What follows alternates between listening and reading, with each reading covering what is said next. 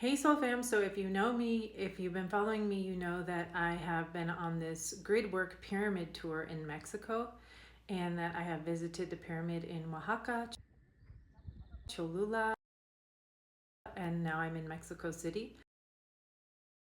And that I have been noticing very obvious black magic in the Catholic Church.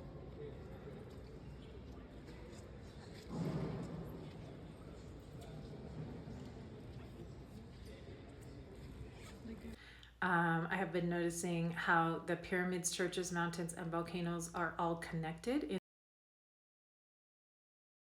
in this grid work. And in Cholula, the message that came through really strongly was not to polarize about these things like, oh, the Spanish are bad, or oh, the Catholics are bad, because also what I'm seeing here in Mexico City is that there's simply these technologies or these energies of magic or power that we are able to harness. And no matter if you're Catholic or which tribe you're from or which religion you practice, these energies can be used either for gaining power over others, which could be called evil, or for remembering our interconnectedness and the oneness of all, and for bringing harmony to the whole. So that's the main difference between like white magic and black magic.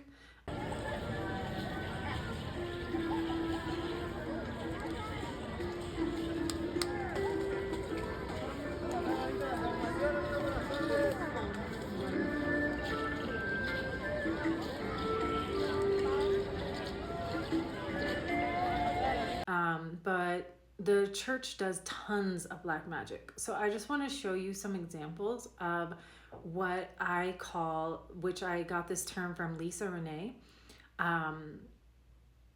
crucifixion implants, okay?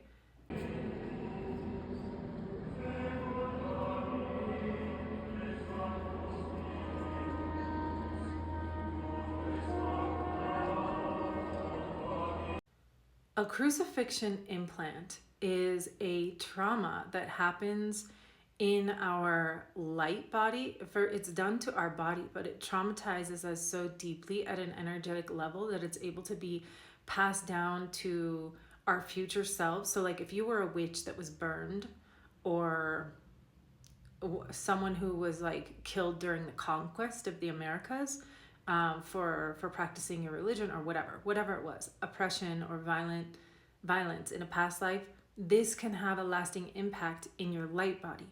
So many women have blocked throat chakras or thyroid problems, or you just may have like the impulse to hide what you know.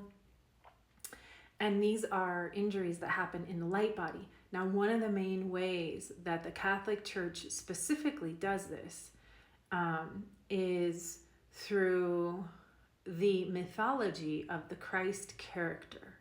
So they love to use the martyrs and the gore and the violence to exalt that, because our heroes in the mythology represent the archetypes and the architecture, the pillars of our mind of what is possible.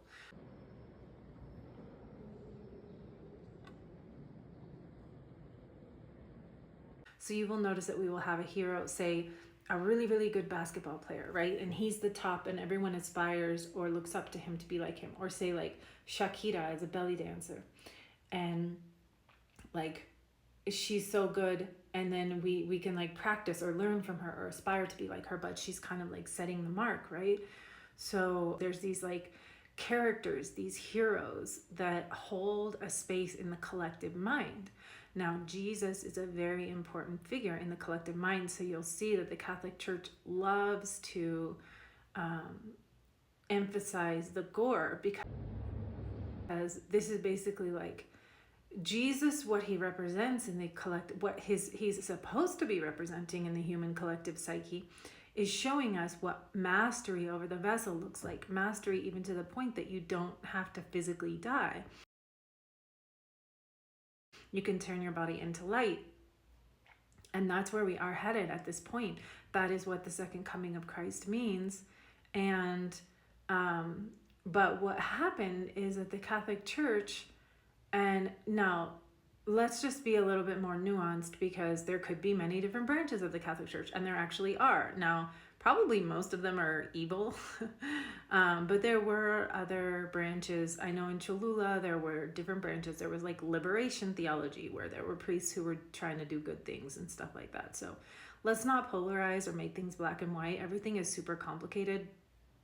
And to be fair, the Aztecs were also infiltrated, in my opinion, by the same corrupt deities that were asking for human sacrifice. So this whole human sacrifice thing is really super against the evolution of human consciousness.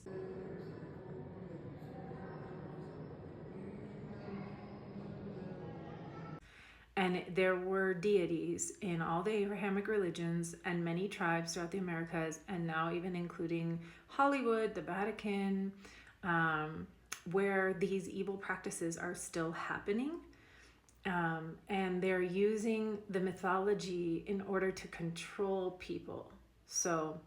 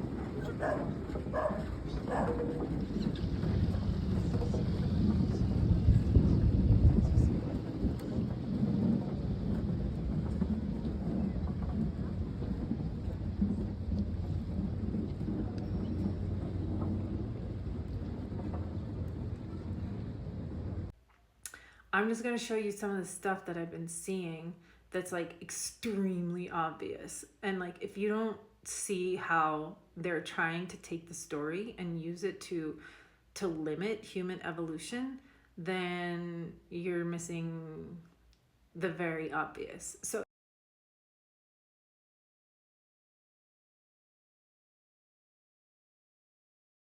it's time for us to remember the true message and story of Christ, because Yeshua does not like being portrayed like this. Like, it's really insulting to him and what he stood for. Yeshua really stood for empowering us and showing us that we literally don't have to die, like literally, and we can do miracles. Okay, so I don't know, go eat some mushrooms, go reread your Bible. The Bible is distorted. So I don't know, just talk directly to Jesus. But whatever the church told you, you need to like think twice, think 3 times about it, and like open your eyes and see what's actually there.